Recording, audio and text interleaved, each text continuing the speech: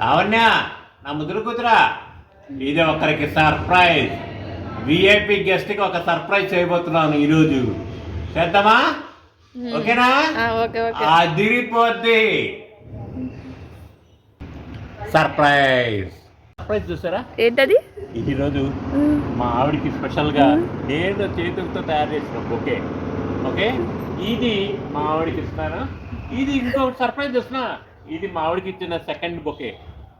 అవునా? ఎలాగా? ఎప్పుడు ఇచ్చాను రా ఫస్ట్ బొకే?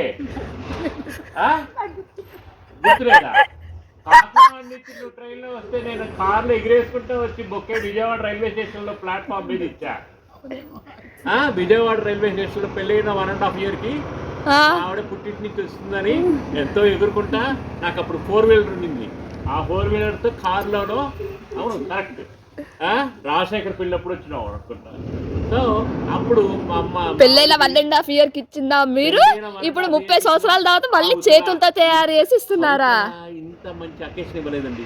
ఈరోజు నాకు ఎందుకో మా ఆవిడకి ఇప్పుడు ఒకే ఇవ్వాలని. This is with my love, not words, the real. I love my wife. కోరిక. చాలా మంది రామ్ చరణ్ సినిమా చూసారా? రామ్ చరణ్ సినిమా చూసారా మీరు అందరూ? ఆరెంజ్ లో రామ్ చరణ్ నా హీరో చెప్తుంటాడు, అతను నాది బయోపిక్ సినిమా తీసాడు అనుకుంటున్నాను. అంటే అన్ని లవ్ స్టోరీలా? లవ్ స్టోరీలు ఉంటానే ఉంటాయి. లవ్ స్టోరీ లేకపోతే ఇంక మనిషికి గుడ్డికి తయారై ఉందమ్మా, ఏమీ లేదు.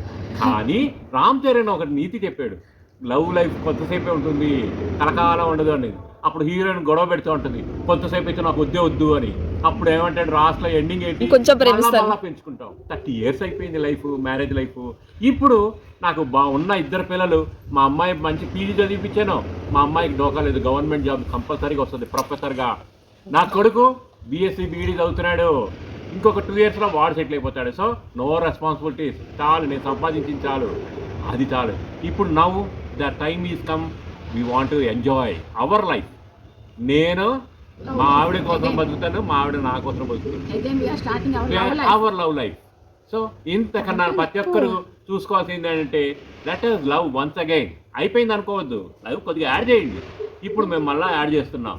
So I love my wife, I completed my responsibilities. Please bless me and bless my children. Thank you. ఇందాక ఏదో ఈయన పూలు వస్తుంటే ఏంటో పూలు వస్తున్నారు అనుకున్నా.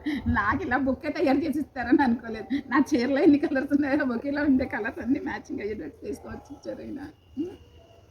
ఎప్పుడో పెళ్ళైన ఫస్ట్లో మొన్న వ్యాలంటైన్స్ డేకి నా కూతురు గ్రీటింగ్ కార్డ్స్ చదివింది.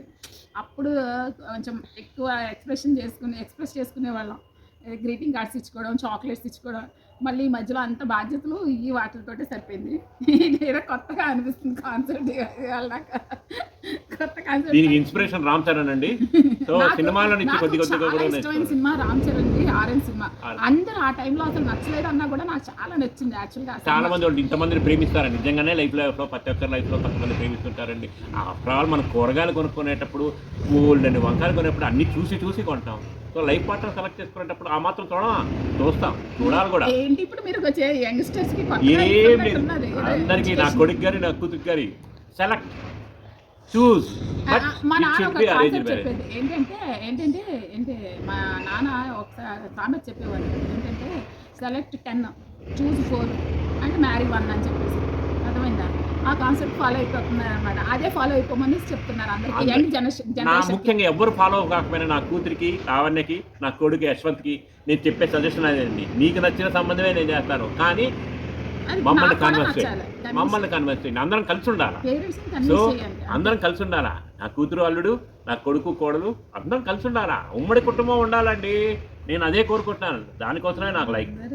Thank you very much.